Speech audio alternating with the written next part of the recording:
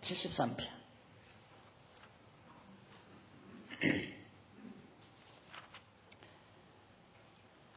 하나님, 1절 보십시다. 하나님이 참으로 이스라엘 중 마음이 정결한 자에게 선을 행하시나 나는 거의 실족할 뻔하였고 내 걸음이 미끄러질 뻔하였으니 이는 내가 악인의 형통함을 보고 오만한 자를 질시하였음이로다. 3절까지. 우리 여기서 조금 줄기를 정리할 필요가 있습니다. 우리 시편 전체가 여호와의 신실성 찬양이라는 거.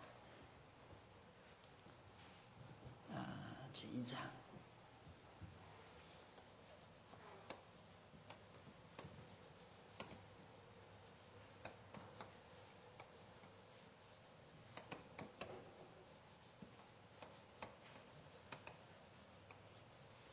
시편 전체가 여호와의 신실성 찬양이라는 거 알고 계시죠?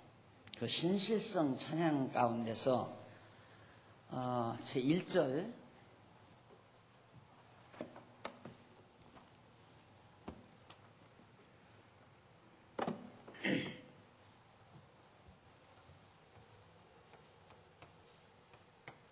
제 1절이 언약 세우신 언약 찬양시.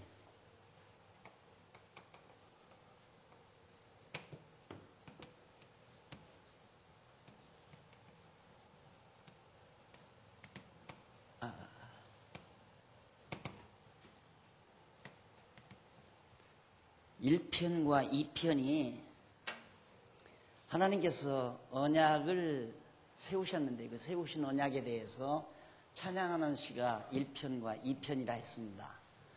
그건 하나님의 신실성, 언약하시고 어기지 않고 잊어버리지 않고 또 등한히 여기지 않고 언약하시는 것은 반드시 지켜가시는 또 이루어가시는 그의 신실성, 하나님의 신실성을 찬양하는데 신실성 전체를 우리가 정리하려면 우선 하나님이 언약하시는 걸 찬양을 해야죠.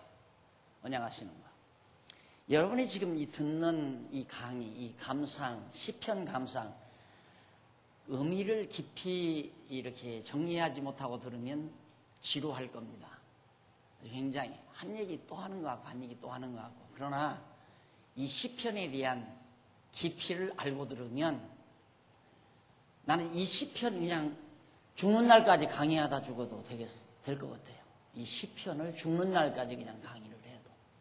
왜 그러느냐? 시편에 대한 가치를 그만큼 제가 느끼고 있기 때문입니다.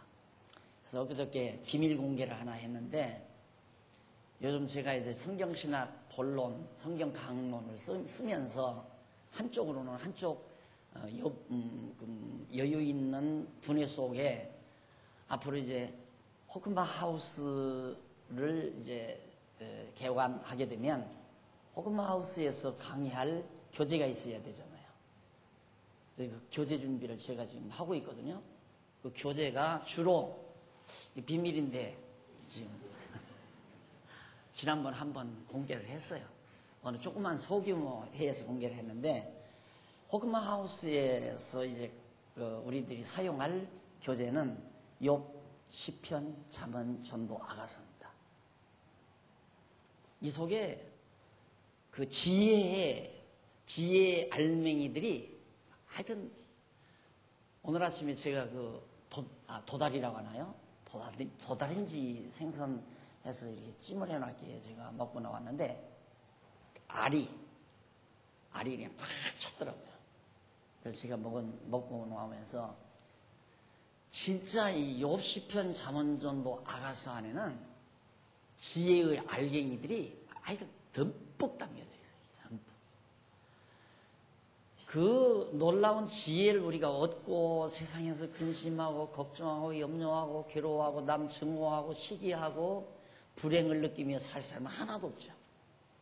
그 지혜를 얻고 거기에서 얻어진 지혜는 우리를 한없이 편안하게 하고 기쁘게 하고 즐겁게 하고 당당하게 하고 정말 확신에 차도 그렇게 만들어주는 엄청난 지혜의 보고입니다. 그래서 지금 그 중에 하나가 제 2장 안이에요. 1장은 욥기서고요. 욥기는 하나님의 전능성 찬양이죠. 2장이 하나님의 신실성 찬양이에요. 그러니까 이게 왜 그렇게 중요하냐면 창세기부터 에스더서까지가 이스라엘 민족사안이에요. 인류사와 함께 인류 역사를 섭리해 가시는 하나님의 섭리. 그러니까 아브라함 때까지는 인류 역사를 다루어 간 거예요. 그러다 보면 지금까지도 계속해서 성경을 기록해야 되는 거예요. 그러면 아마 이 공간도 모자라요. 대한민국 땅도 아마 인류가 걸어온 역사를 그런 식으로 기록해서 쌓으면 아마 대한민국 땅도 쌓기 부족하지 않을까. 하나님께서 축소를 한 거죠. 그 원리를, 그렇게 역사를 보는 기초적인 원리를 어디에 담았느냐면 이스라엘 민족사에도 담은 거예요. 그래서 창세기 12장에서 아브라함 선택해서 이제 역사를 이끌어가는 기본 원리를 하나님께서 쫙 이끌어간 게 이제 에스더서까지란 말입니다. 그 안에 모든 인간 만사가 다 기록되어 있어요. 그 안에 다 있어요. 이 세상에서 일어나는 어떠한 일도 없는 게 없어요. 그러니까 지금도 일어나는 모든 역사를 딱 보면 과거의 이스라엘 민족사에서 나타난 역사 갖다가 딱 투영하면 해답이 딱 떨어지게 돼 있어요. 그런데 이게 뭐냐면 그 역사 속에서 알맹이, 그러니까 열매로 거두어진 에기스죠. 딱 여기 담은 거예요. 구약의 성도들이, 지혜 있는 성도들이 하나님께서 섭리하시는 섭리를 보면서 그 역사 과정 속에서 얻어진 지혜의 알맹이들을 담아서 하나님을 찬양하는 것이 시편이고 욥기고 잠언이고 전도서고 아가서고 다 그래요. 5대 하나님의 속성. 그러니까 무슨 얘기냐면 하나님께서 아브라함을 선택해서 에스더 내용까지 역사를 섭리하신 그 핵심 내용이 뭐냐면 결국 하나님께 대한 찬양이에요.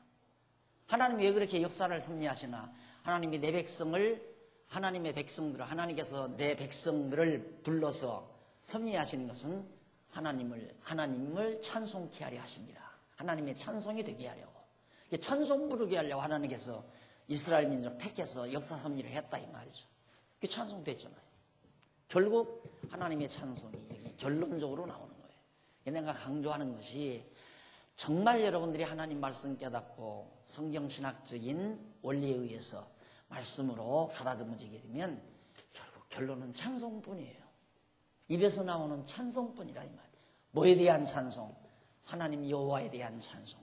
우선 시편에서는 하나님의 신실성. 야, 하나님 정말 진짜다 그 말이에요. 야, 거짓말 안 하신다. 야, 하나님은 정말로 약속 잘 지키신다 이 말이에요. 그러니까 그걸 깨닫게 하시려고 이스라엘 민족 아브라함에게 하나님이 언약 세웠잖아요.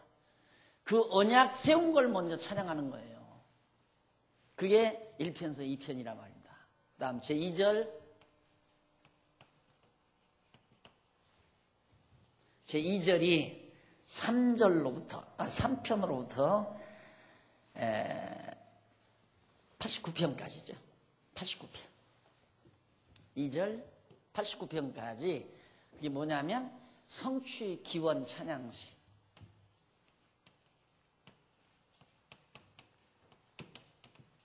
찬양시. 그것이 3편에서부터 89편까지. 현재 우리 73편 하잖아요. 지금 여기 우리가 감상하는 거예요. 이 시, 이 내용 중에.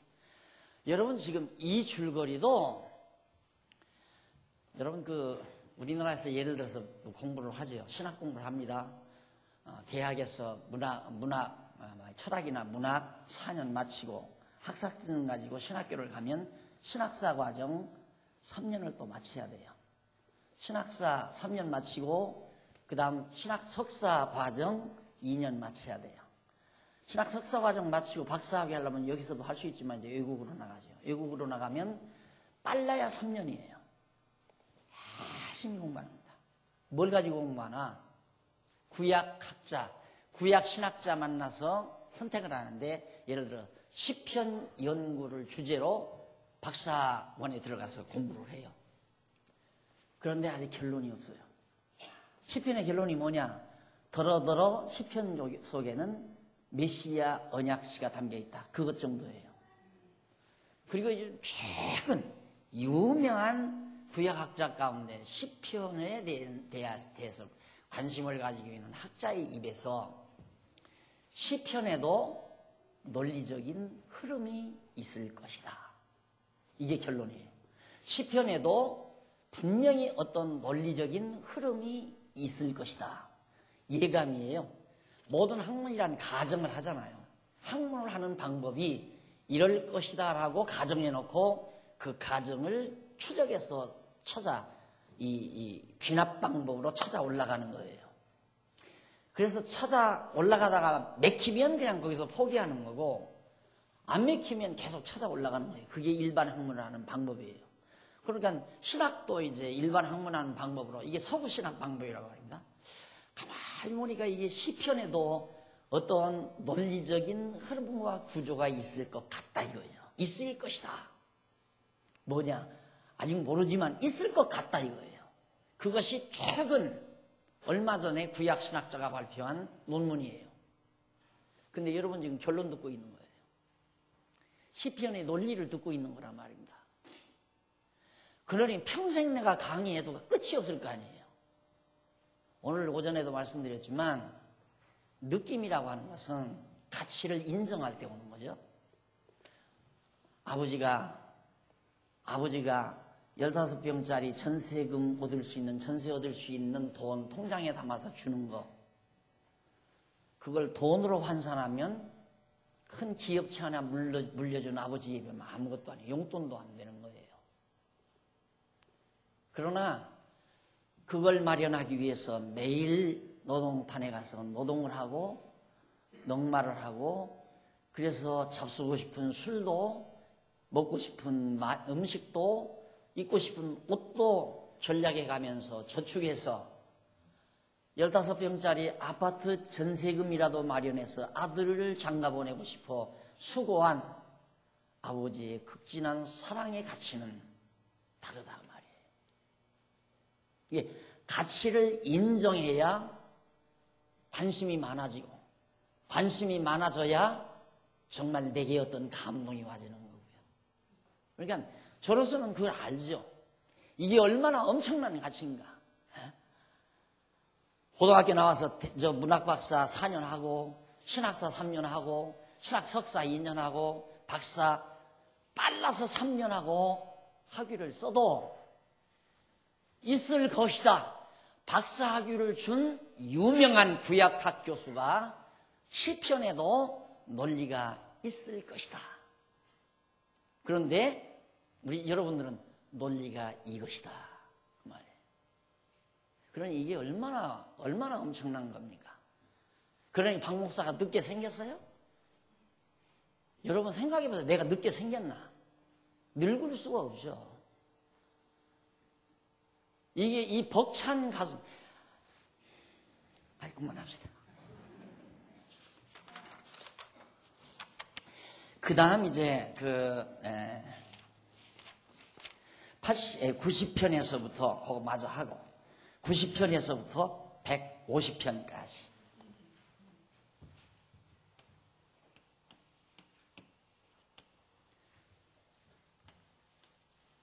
언약 성취 찬양시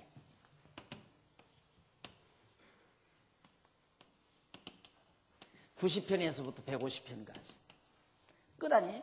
1편에서 150편까지가 10편 다거든요.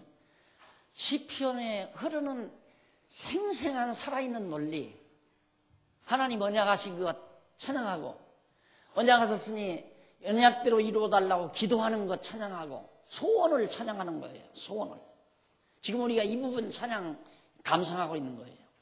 이루어 주신 걸 찬양하고, 이상 아름다운 논리가 없어요. 막 생생히 살아 움직이는 역사적인 힘이 역사적인 그 놀라운 힘이 막 쏟아져가는 이런 흐름, 살아 움직이는 역사, 생생한 역사적 사실로 살아 움직이는 이 노래, 이 말씀. 이걸 학자들이 찾고 싶은 거예요. 그런데 그거 찾을 수가 없죠. 이게 벌써 나 공부할 때만도 시편은 논리라는 게 없다고 생각했고, 시편뿐만 아니라 성경은 논리가 있어야 된다고는 생각하지만 논리가 있을 수가 없다. 그걸 빨리 포기한 사람이 자유주의가 된 거고요. 그걸 빨리 포기한 사람이 고집스럽게 있을 것이다라고 주장만 하고 노력도 안 하고 있는 게 보수주의 학자들이고 그렇게 돼 있어요. 내가 신학을 하고 그걸 알았잖아요. 그러니 내가 어디로 가겠어요? 포기하고 자유주의로 갈 건가? 자유주의 신학으로 갈 건가? 나도 그냥 알지도 못하면서 고집만 써야 될 건가? 제 성격상 그럴 수는 없잖아요. 여기서 못하면 나도 자유주의 학자가 돼요. 자유주의 학자, 나는 그냥 사상가예요. 자유주의 신학이란 완전히 사상이에요, 그냥. 제가 젊어서 한참 사춘기 시절에 그물을 먹었잖아요. 기독교 사상, 또 일반 그 동아일보에서 나왔나요? 사상계. 그거 제 애독가 아니면 제 주 독자 아니었습니까? 사상계에 대한 독자. 그때 나 잘할 때 이 사상계는 최고 하이클래스들이 보는 그런 잡지였습니다. 그걸 시골놈이 그걸 보고 살았다니까요. 그리고 신앙적으로는 기독교 사상, 그 전부 자유주의 신학자들 아주 대단히 무리는 함석헌 씨 그런 아야 빠지질 않고 요즘 뭐 다 세상 뜻인 자유주의 신학자들이 그런 거기에 늘 주 메뉴로 올라오고 그러니 그걸 내가 어떻게 한 거예요? 그걸 보고 살았는데 내가 어쩌다가 자유주의 신학자가 자유주의 학자가 안 됐나? 난 그걸 알잖아요. 자유주의에 대해 아니까.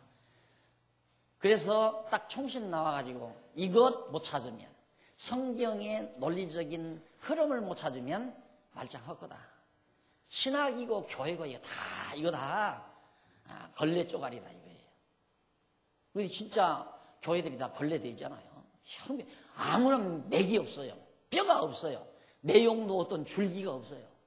그냥 성경 한 구절 읽고 목사 넋두리 하는 게 설교라고 생각하는 거예요. 그걸 엊그제 나온 그 정영근 목사가 평가한 거 아닙니까? 그게 무슨 설교냐고. 그 목사님도 머리가 샤프하니까 저건 아니다라는 건 아니에요. 저건 아니다. 그럼 뭐냐? 그건 나도 모르겠다. 솔직히 모르겠다고 했잖아요. 그건 나도 모르겠다. 그냥 저건 아니다. 그것도 대단한 인물이에요, 여러분. 아닌 거 아는 것도 대단한 거예요. 나도 긴 건 모르면서 아닌 걸 아는 것도 대단한 거란 말입니다. 비교적으로 옳은 걸 알아야 그런 걸 아는 것이 보편적인데 그건 조금 둔한 사람이 그렇게 되죠. 나 같은 사람이. 근데 좀 더 샤프한 사람은 옳은 걸 몰라도 아닌 걸 먼저 알죠. 저건 아니다. 나도 하기에 아닌 건 알았어요. 아닌 건 알았나. 그래서 옳은 걸 찾아보려고 발버둥을 친 것이 지금 오늘 우리의 성경신학의 결실을 우리가 맺게 된 건데 이런 거 이게 얼마나 대단한 건지 아십니까? 내가 이 얘기를 왜 하느냐면 내 측근에 있는 모가 아이고 시편 너무 지루하다고 그래요. 그래서 그냥 한번 주먹으로 쥐어박아 주려다가 오늘 강의 한번 들어봐라. 이게 지루한 거니까. 그래서 내가 이 강의를 또 바뀌잖아요. 지금 여기서 지금 바뀌는 거거든요.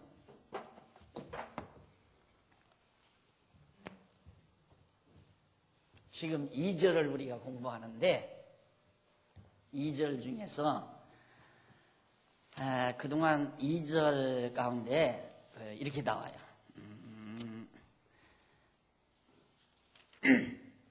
첫 번째 가로 없는 1번이 대저구 멸망지원시.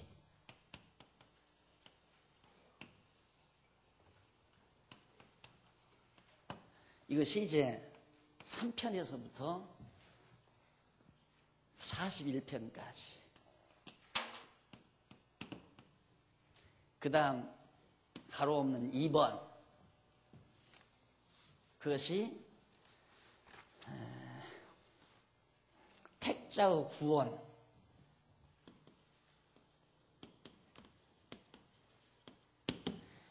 왜? 대적 멸망시켜 주시고 우리 택자들은 구원해 주십시오. 왜? 하나님이 그렇게 하신다고 언약하셨으니까. 언약하신 대로 이루어 주시기를 구하는 기도니까 언약하신 대로 대적들을 멸하고 우리 택한 백성은 구원해 주셔야 되지 않습니까? 너무 살아있죠, 논리가. 여러분, 이런 흐름, 논리적인 흐름을 찾고 나서 춤 안 추면 그것도 병신이에요. 어떻게 이 가슴이 출렁이지 않겠느냐 이 말이에요. 세 번째, 이게 이제 42편에서 아마 지금 72편까지일 거예요. 보나만. 네, 맞죠? 택자의 구원 기원시가 72편까지. 그러면 지금 우리가 세 번째 이제 들어가잖아요. 가로 없는 3번. 그것이 오늘부터 언약 성취 기원시.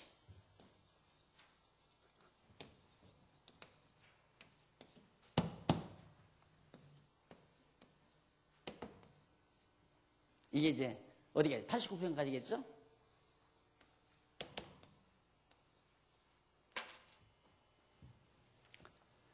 자, 이제 중간 성취해달라는 기원 찬양시가 89편까지인데 72편까지 우리 택자들은 하나님 구원해 주십시오. 결론적인 얘기죠. 언약대로 꼭 이루어 주셔야 됩니다 하고 기원하는 찬양시가 바로 89편까지. 그래서 이제 오늘 73편부터 시작이 되는 겁니다. 자, 이 찬양이라는 게 우리의 삶의 힘이에요. 하나님은 언약하시고 언약대로 이루시는 신실하신 분이다. 거짓말 안 하시는 분이다. 거짓말 안 하시는 하나님이 우리에게 이런 언약을 하셨다. 이 언약을 우리가 깨닫고 나니까 언약 하나님이 이루어 주신다고 하는 확실한 믿음을 가졌기 때문에 이루어 주실 것을 늘 소망하며 살죠. 이 소망이 낙심이 되겠느냐 그 말이에요. 낙심이 안 되지. 그렇잖아요. 하나님이 반드시 이루어 준다는 걸 믿으니까. 그래서 오늘 보십시오. 오늘 시편 지금 73편 이제 1절 거기 보면 참 재밌는 노랫귀가 나오잖아요. 하나님이 참으로 이스라엘 중 마음이 정결한 자에게 선을 행하시나니. 하나님의 택한 백성 가운데 마음이 정결한 자, 택한 백성 즉 마음이 정결한 자란 말은 여호와만을 사모하고 있는 자, 그에게 선을 행하신다는 말은 하나님의 정하신 뜻을 따라 언약하신 일을 행해 가십니다. 이루어 가십니다. 그 말이에요. 선을 행한다는 말이. 그런데 2절 보세요. 나는 거의 실족할 뻔했고, 실족에 넘어질 뻔했다 이 말이에요. 엎어질 뻔했다. 내 걸음이 미끄러질 뻔했습니다. 갑자기 넘어지고 미끄러질 뻔한다는 노래가 뭡니까? 이게 얼마나 재밌는 표현인지 모릅니다. 우리들의 실제 삶에서 계속 반복되는 얘기입니다. 넘어질 뻔하고 좌절하고 절망하고 주저앉고 실망하고 이런 게 다 미끄러질 뻔, 넘어질 뻔 하는 그런 과정들이거든요. 나 그랬습니다 이 말이에요. 과거에 이스라엘 백성 이 아삽은 누구냐면 찬양 지휘하는 음악대장이에요. 쉽게 말하면 구약시대에 성전에서 레위인들 이렇게 모아가지고 찬양 지휘 이렇게 해서 이제 이런 찬양을 하나님 앞에 돌리는 그런 찬양대장인데 유명한 시인이죠. 아삽이라는 사람이.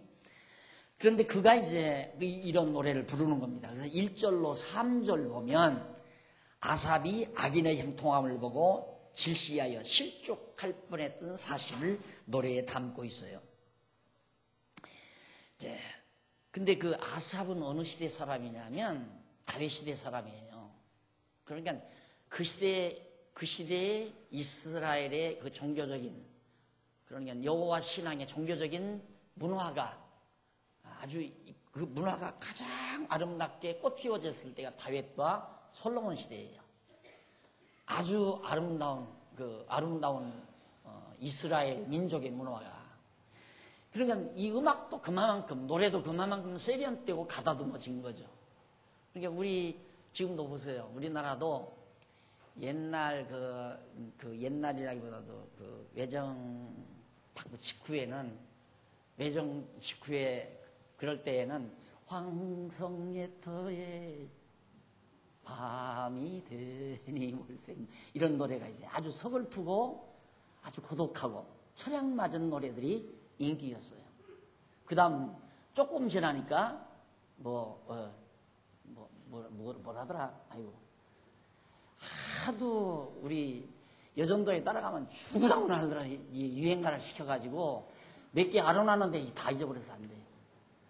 왜 춘천 쪽에 무슨 소양강 처녀. 네, 이제 그런 시대가 오죠. 그런데 요즘에는 뭐가 뭔지 모르겠어요. 웅얼웅얼 하니까 이게 불확실한 시대. 뭐 웅얼거려야 돼. 웅얼. 확실성이 없냐. 뭔가 분명치도 않고 그냥 자기 감정만 표현하고 목소리 안 좋아도 돼요. 막 감정 몸짓으로 감정만 막 희끗 표현하면 노래 제일 잘하잖아요. 완전히 그 문화가 배경이 돼서 노래도 나오죠. 노래 가사도 나오고. 이 시편은 인류 문명의 최상의 문명 속에서 나온 아름다운 노래입니다. 이런 노래가 세상에 어디 있어요? 없죠. 그러니까 그 장엄한 하나님의 역사 섭리를 배경 깔고 그 역사의 핵심부를 건드려가면서 역사의 해석을 담고 있는 거예요. 그럼 에기스죠. 완전한 에기스. 그러니까 창세기로부터 에스더서까지 그 내용을 모르면 시편 하나도 해석이 안 돼요.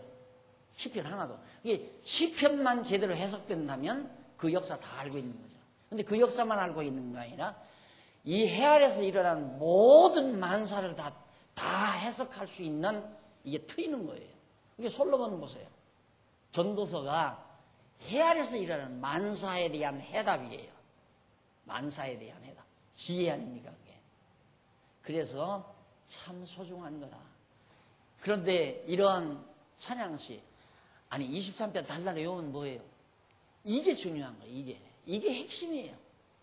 결국 우리가 오늘 공부한 73편부터 내용도 참 이게 정말인가? 하나님은 거짓 없이 참 진실하신 분이다. 왜냐하면 하나님은 언약하시고 언약대로 이루어 주시고 그리고 3편 이루어 주신 것에 대한 찬양 나오잖아요.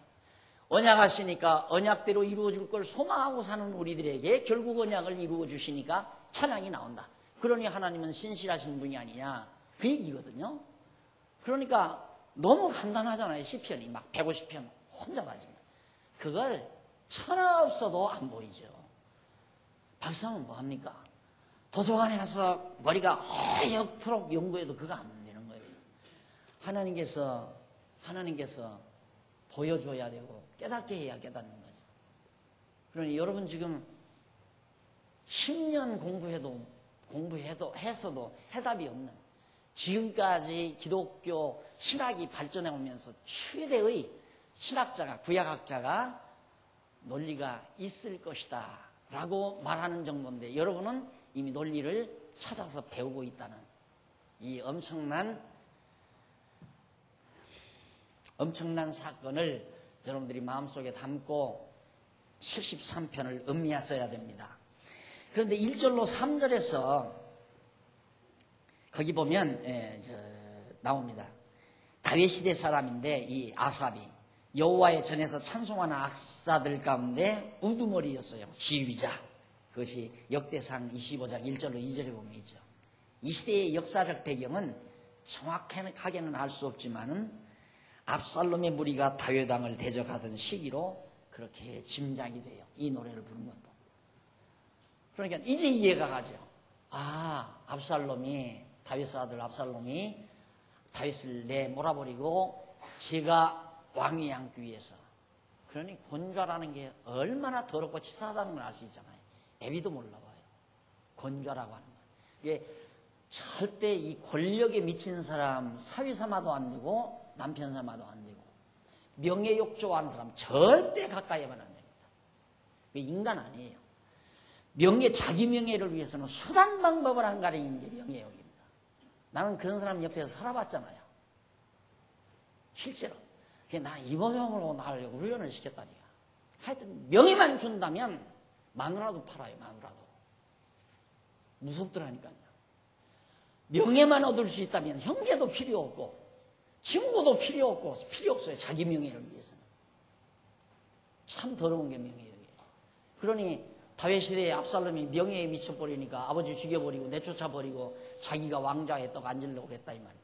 근데 그 다윗 당시에 찬양을 지휘하는 이 우두머리가 하마터면 나 실족할 뻔했습니다. 이해가 가죠? 네? 어떻게 하나님이 세우신 다윗이 이렇게 비참하게 왕궁을 떠나서 방황할 수밖에 없게 됐느냐? 정말 하나님 살아계신가? 이거죠. 그렇게 낙심하고 미끄러질 뻔하고 우리도 그런 예가 허다하잖아요. 그것 때문에 사실 우리 괴로운 때가 많고 어떻게 내 친구는 불교 다니는데도 저렇게 하는 사업이 저렇게 잘 되냐? 나는 교회 집사인데도 하는 일마다 뭐가 안 되고 그런 거 많잖아요. 그래서 교회 다니다 실망하고 낙심하고 아삽이 이런 심정에서 지금 노래를 부르는데 자 3절 보십시다. 3절 3절 이는 왜 내가 미끄러지고 실족할 뻔했는가? 그 이유는 내가 악인의 형통함을 보고 오만한 자를 질시하였음이로소이다. 악인, 압살롬이죠. 아버지를 대적하는 이 압살롬, 악인 아니에요. 그 무리들. 그 악인들의 형통함 잘 돼요. 막. 압살롬이 딱 말을 타고 아버지를 막 추격하니까 막 압살롬 따라서 막 시커멓게 군마들이 다윗을 몰아내고 예루살렘으로 막 쳐들어오는 완전히 승리한 거죠. 어떻게 저렇게 형통하냐 이거예요. 악인이. 그래서 그것 때문에 굉장히 질투가 많았다. 질시했다. 질투하는 마음. 어떻게 저들이 저렇게 승리할까? 남이 승리하면 막 질투심이 일어나잖아요. 일본하고 우리나라하고 축구하면 일본이 이겼다고 막 속이 막 벌떡대잖아요. 막 질투심이 일어나가지고. 똑같은 거죠. 어떻게 저 악인들이 저렇게 승리하는가? 아삽이 그렇게 지금 노래하면서 3절부터 4절부터 9절은 교재는 3745페이지에 나옵니다. 밑에서 6째 줄 악인의 형통한 모습과 자만한 행동에 대해서 노래합니다. 그 악인들이 어떻게 행동하는가? 4절 저희는 죽는 때에도 고통이 없어. 죽어갈 때도 고통도 없고 그 힘이 건강하며 5절 타인과 같은 고난이 없고 타인과 같은 재앙도 없나니 그러므로 교만이 저희 목걸이요 강포가 저희의 입는 옷이며 살찜으로 저희 눈이 솟아나며 저희 소득은 마음의 소원보다 진하며 소득이 얼마나 많은지 몰라. 저희는 능욕하며 악하게 압제하여 말하며 거만히 말하며 저희 입은 하늘에 두고 저희 혀는 땅에 두루 다니노다. 9절까지. 그러니까 이 악인들이 얼마나 정말 잘난 척하고 얼마나 의기양양하냐면 그러니 그걸 보고 어떻게 낙심하지 않을 수 있는가? 아삽이 그 얘기거든요. 얼마나 의기양양했겠습니까? 딱 압살롬이 한번 공기 들으니까 아버지가 꼼짝 못하고 다윗이 몇몇 무리들을 거느리고 왕궁을 비워두고 도망쳐버렸잖아요. 뒷문으로 도망가 버렸단 말입니다. 그 이 사람들은 막 대승이다 하고 막 이제 예루살렘으로 왕궁을 향해서 쳐들어오는 판이니까. 그런데 10절로 12절 보십시다. 형통함을 인하여 백성이 타락한다는 사실을 노래합니다. 저렇게 악인들이 모든 일이 다 형통하게 잘 되니까 백성들이 다 타락해버립니다. 그 말이거든요. 전부가 다. 10절 그러므로 그 백성이 이리로 돌아와서 잔에 가득한 물을 다 마시며 말하기를 하나님이 어찌 알랴 지극히 높은 자에게 지식이 있으랴 하도다. 벌지어다 이들은 악인이라 항상 평안하고 재물은 더하도다. 악인들의 승리한 모습이죠. 너무너무 평안하게 막 소득도 많고 평안하게. 하나님이 있긴 어디 있느냐 이게. 있어도 이걸 아니야 하나님. 하나님하고는 거리 멀게 하나님 매도하고 그렇게 살아도 당당하게 자기가 하나님처럼 평강을 누리고 산다. 이것을 다윗이 노래를 합니다. 그리고 나서 73편 13절로 28절까지 후반부죠. 여기서 악인의 결국을 깨닫고, 결국은 그렇게 잘난 척하고 형통한 척했던 악인의 마지막 결국, 그걸 아삽이 느껴야 깨닫고 주의 행사 전파할 것을, 주의 신실하신 행사 하시는 일, 야 놀랍다. 하나님이 하시는 일, 그걸 보고 자기는 그 하나님의 놀라운 행사를 전파하겠다 이거죠. 그러면서 찬양을 하는 겁니다. 자, 거기서 13절로 17절 보면 47페이지 나오죠. 여기 보면 아삽이 실수할 뻔했다면서 악인의 결국을 자기가 악인이 결국은 이렇구나 이걸 깨달았다 이거예요. 뭡니까? 자, 13절 읽어보십시다. 내가 내 마음을 정의하며 내 손을 씻어 무지하다 한 것이 실로 헛되도다. 나는 종일 재앙을 당하며 아침마다 징책을 보았도다. 내가 만일 스스로 이르기를 내가 이렇게 말하리라 하였다면 주의 아들들 시대를 대하여 괴유를 행하였으리이다. 내가 어쩌면 이를 알까 하며 생각한즉 내게 심히 곤란하더니, 자, 이게 왜 이럴까? 왜 이렇게 악인들은 잘 되는데 우리 의인들은 이거 안 될까? 오늘 아까 점심을 먹고 앉아있느라니까 어느 연로하신 집사님 한 분이 옆에 앉으셔서 날들어 장하대요. 목사님, 그 어려운 시절 고비고비 낙심하지 않고 꿋꿋하게 견뎌낸 그것이 오늘의 결과입니다. 그런 얘기를 해요. 아이고 집사님, 제가 견딘 게 아니고요. 성경이 너무 분명한데 어떻게 해요? 너무 확실하고, 보세요. 이렇게 분명하고 확실한데 그 쓸데없는 소리에 귀가 기울여지겠어요?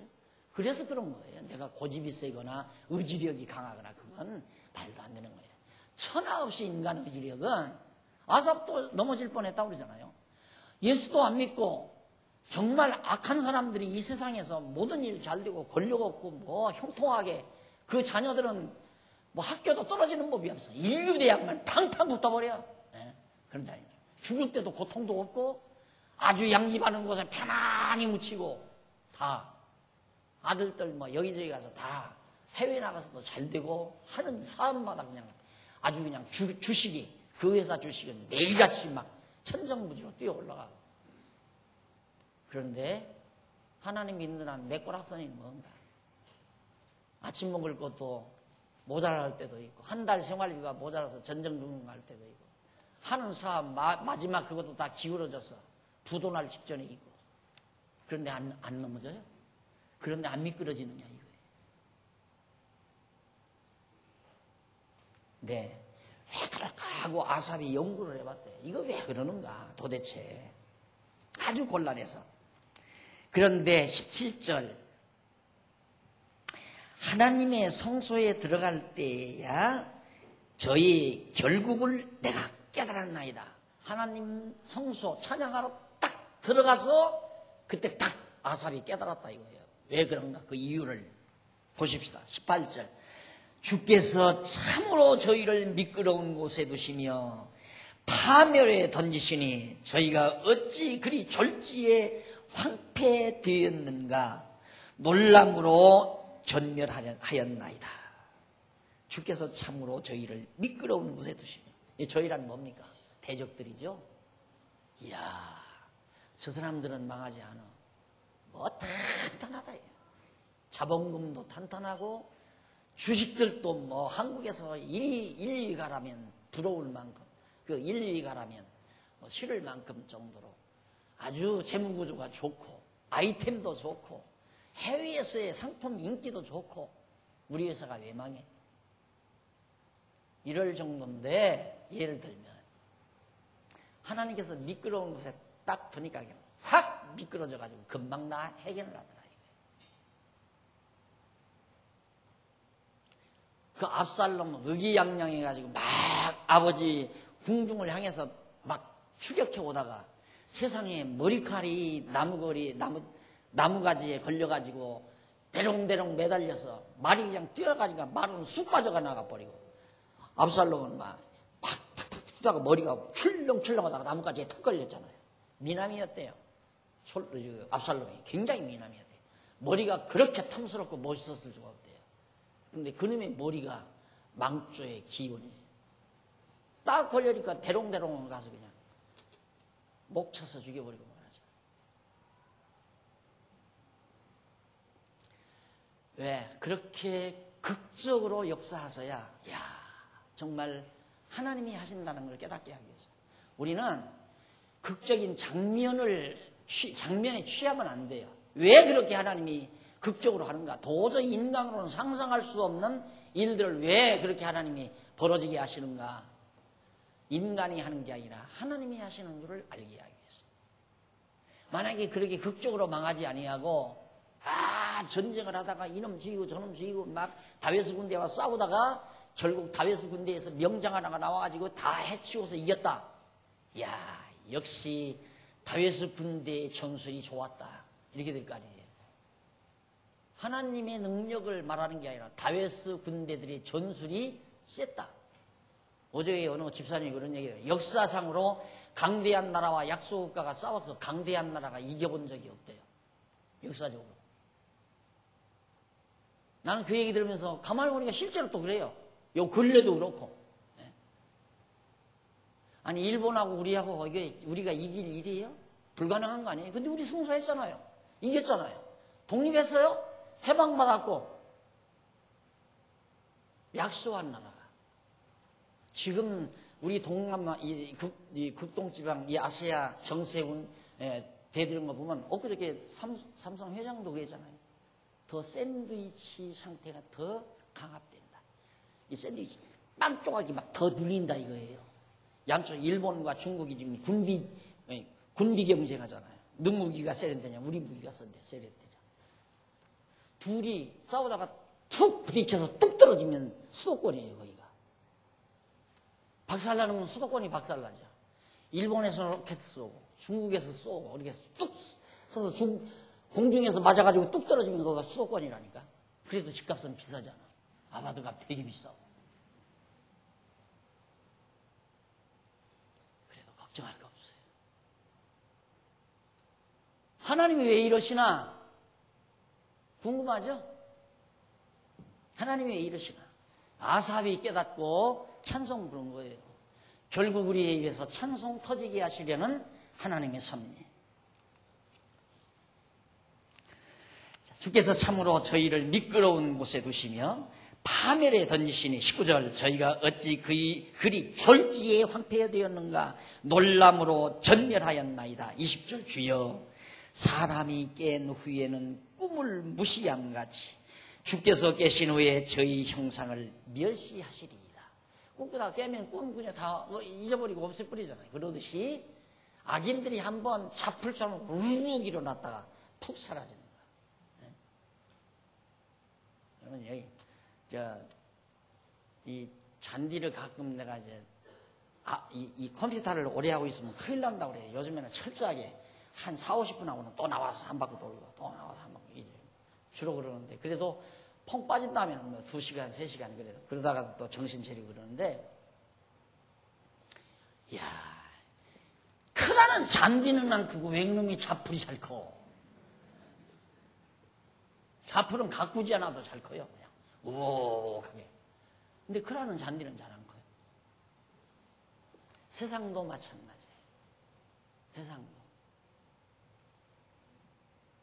진실하고 정말 성숙해야 될 아름다운 교회는 안 그런 것 같죠.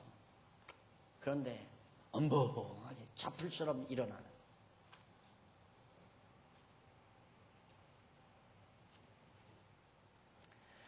내가 이같이 우매하니 22절 21절로 26절까지가 무지함을 뉘우치면서 내가 너무너무 무지했습니다. 이 말은 하나님의 역사 섭리에 대한 이해가 내가 너무 없었습니다. 이 말이에요.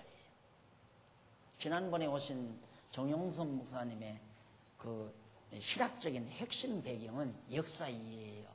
역사 이해. 근데 그날 내가 이제 전 시간 나는 그걸 별로 의식한다기보다도 계시관에 대해서 제가 말씀을 드렸잖아요. 쭉. 이 목사님이 그걸 굉장히 깊이 들으셨던 것 같아요. 나중에 목사님 그 강의 굉장히 제가 관심 있게 들었노라고 그런 얘기를 하더라고요. 근데 그 목사님은 이제 성경에 대한 성경만이 계시라고 하는 건 인정을 안 하는 거예요. 그럼 뭐가 계시냐? 지금 하나님께서 해가고 계시는 이 역사 섭리가 이게 하나님 계시라는 거죠. 그러니까 오늘의 역사, 오늘 아침 빅뉴스로 다루어진 일간지의 뉴스거리, 이것들이 하나님께서 오늘 사는 우리들에게 무엇을 말해주는가, 이걸 설명하면서 말해야 된다는 얘기죠. 그러니 역사 해석해야 된다는 얘기예요. 그건 역사가들이 학문세계에서 역사가들이 이미 포기한 거죠. 역사 해석은 불가능하다는 거 포기한 거예요. 그래서 지금 대학에서 역사학이라는 게 없어져 버리다시피 하잖아요.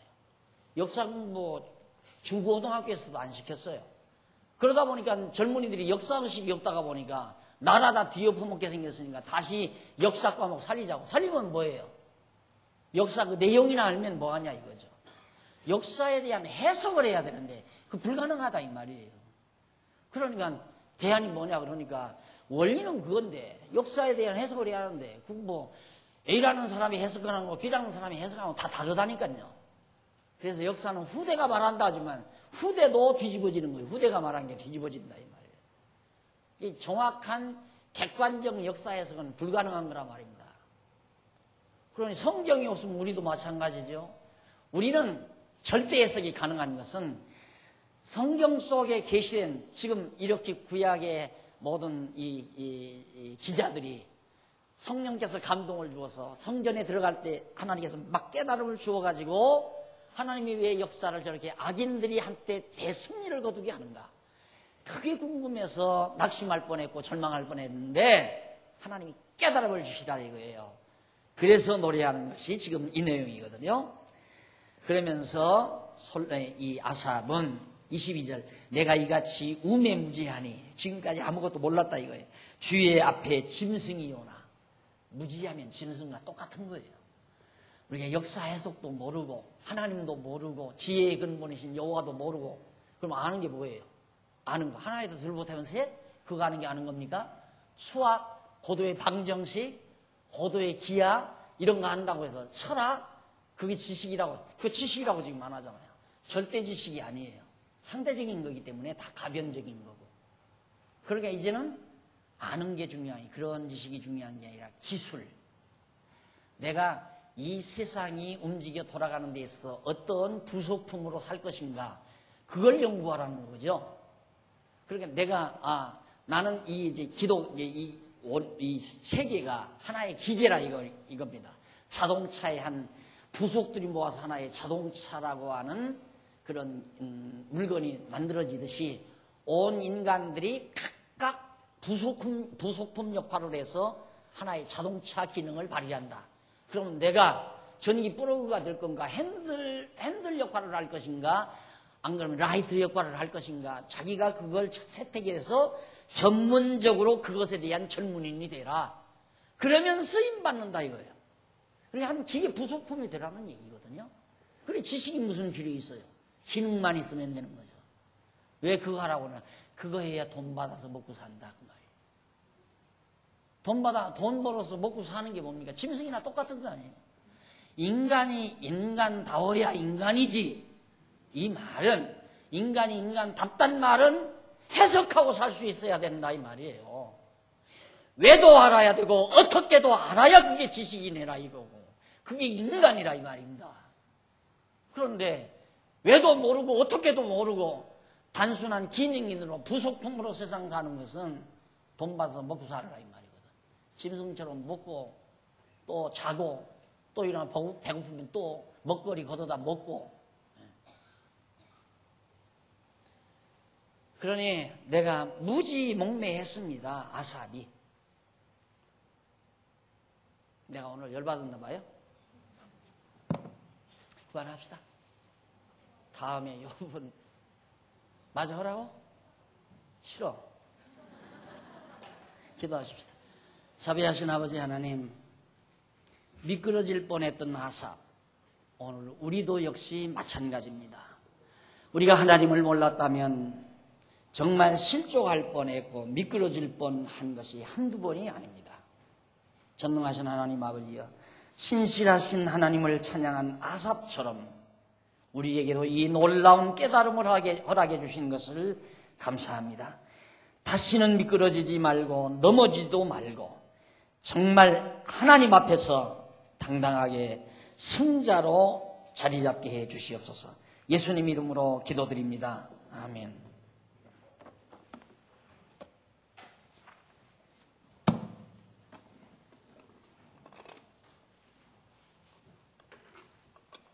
찬송가 98장 나같이 하시겠습니다.